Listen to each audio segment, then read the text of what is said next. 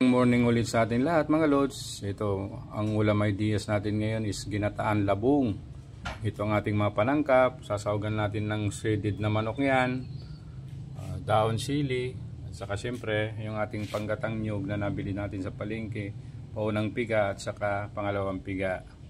Bangabang mga lods. Ayan, at atin munang gigisahin yung bawang at sibuyas. Susunod na natin yung panahog na igigisa guys, para at malasa siya ng kaunti. At okay na. Susunod na natin sasabawan ito yung paunang piga ng gata ng ating panggata.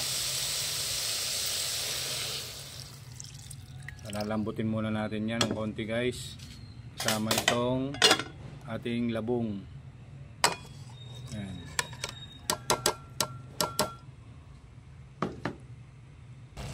Yan, at atin din sasangkapan ito ng patis na pampalasa mga idol. Ayan, lalagay na rin natin yung seasoning pampalasa. Ayan, baka naman.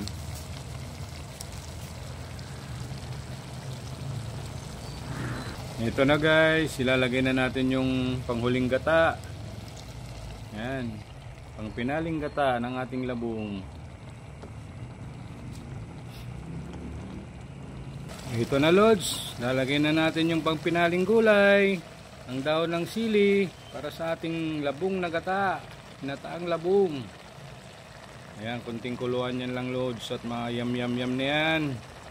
Cooking done guys, salamat po muli sa inyong panunood. Happy weekend po sa ating lahat.